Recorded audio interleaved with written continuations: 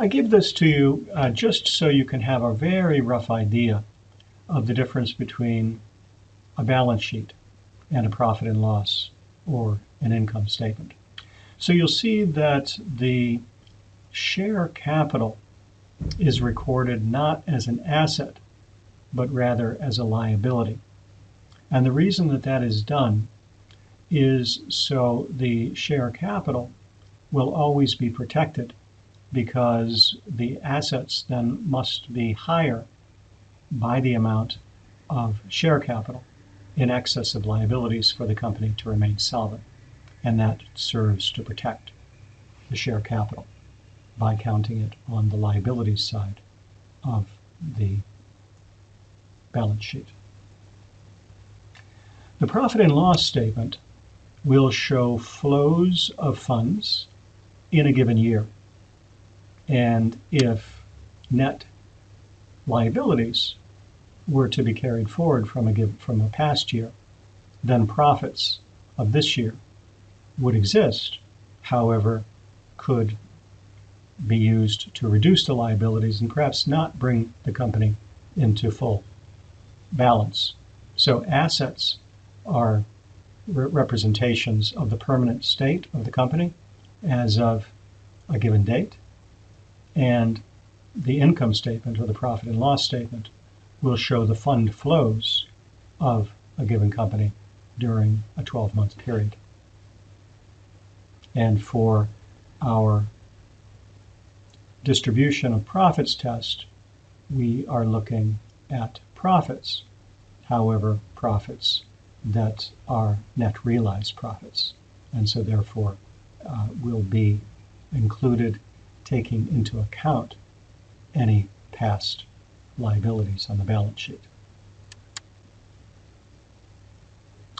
Share buybacks, like a dividend, are a distribution of company funds to the members.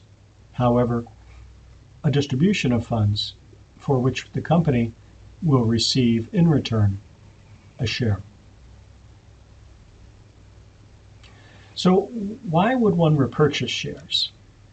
I mentioned in our discussions last week that Apple was borrowing money. Apple, the corporation in the United States, was borrowing money up to 10 or at one point 17 billion US dollars a year in order to repurchase its shares from its members.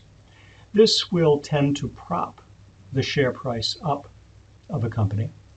If an investor knows that its shares may be repurchased soon, it knows that there is a buyer in the market, and that increases the interest in the shares and tends to prop up the price by simple rule of supply and demand. The company creates a demand for its own shares, and therefore the price of those shares will increase. With redeemable shares, we have an outstanding contract for the shares to be repurchased by the company, or that the shareholder may place the shares with the company. As I said, this will bring the price of the shares up because it creates liquidity in the shares. If the company were not listed, but only a public company, then the public company would, if unlisted, not have a market for its shares. And so when we then have the company itself as an acting purchaser of the shares, this creates a market for those shares and creates liquidity. It's by decreasing the number of outstanding shares, it will adjust the ratio as well of debt of the company to the outstanding shares of the company. And when a company is operating with more debt than outstanding share capital, we call that a leveraged company. And this, by decreasing the number of shares which must share the profits of the company, can increase dividends. It also makes the company more dangerous because the duty to pay a debt is fixed and must be paid even if the company were to enter into insolvency, and therefore can drive the company into winding up.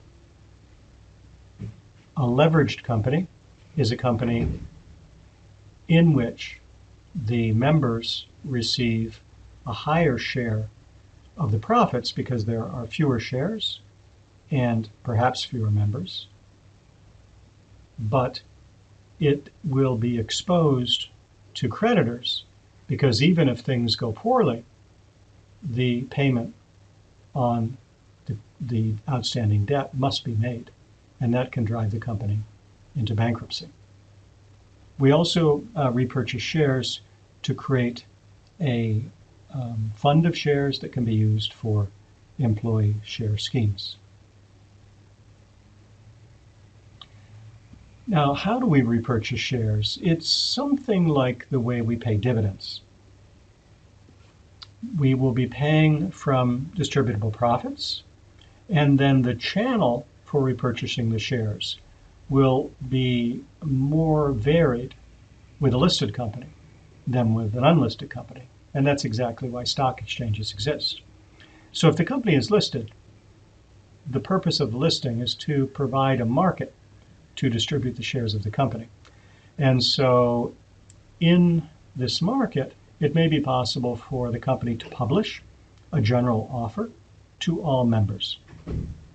The company may also call up its broker-dealer and enter into open market purchases of its own shares. And then finally, the company may enter into a contract with specific member or specific members to repurchase shares from them. Now, if we have an unlisted company, a public company which is unlisted, or even a private company, there is no possibility to purchase the shares on the open market because the shares are not listed on the open market. And so what we are left with is essentially a contract between one or more members and the company itself to repurchase the shares. So you can see how clearly the stock exchange facilitates manners of buying and selling shares of a company. That's what it's for. If we are not on the stock exchange, we're left primarily with private dealings, and private dealings take the form of contract. So the funds will be distributable profits, and then in a very tricky way, proceeds from a new issue. And this would be something like swapping out the existing share. So let's say we are changing the class rights of a share. You now have, let's say, Class A shares. We just call them that. The title A, you could call them Class Q shares if you like. But you have Class A shares at the moment, and we've invented something that we're going to call Class B shares with a different kind of rights, more voting rights perhaps. And so then we decide that your Class A shares will be swapped out for one Class B share. So then we repurchase your Class A share, issue a Class B share to you, and this could be characterized as a repurchase of the share, and the payment is made with the new Class B share that you're receiving. So it looks more like a swapping of existing shares, but it could be characterized as a repurchase of the old class through the issue of the new class. And then if we have a share capital which is in excess, the share capital may be used.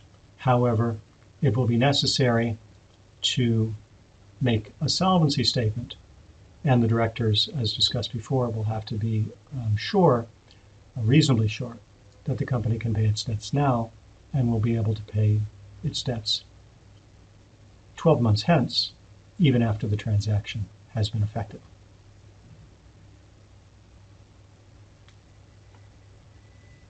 The rules on share buybacks will be essentially the approval rules and some disclosure rules, right?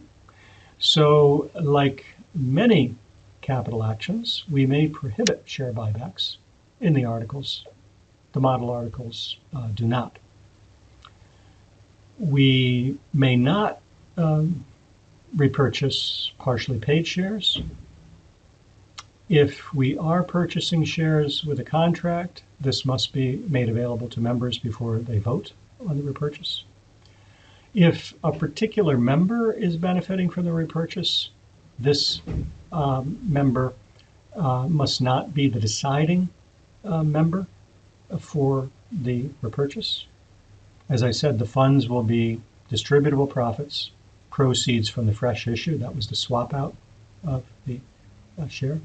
And if the company is unlisted, the company may repurchase from share capital if all directors make a solvency statement no more than 15 days before.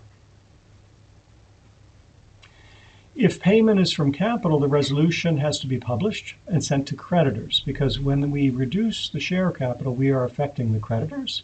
So the creditors must be given the right to challenge the matter. And because the creditors don't have voting rights, the way that their challenge will be affected will be by going through the reasonable judgment of the court.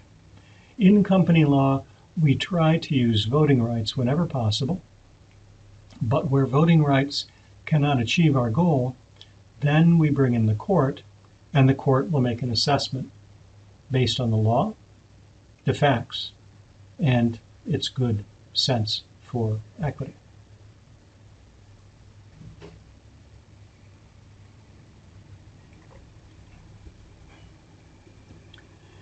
As with illegal allotments and illegal dividends, fines and imprisonment may be imposed on the company officers and members here for contravention.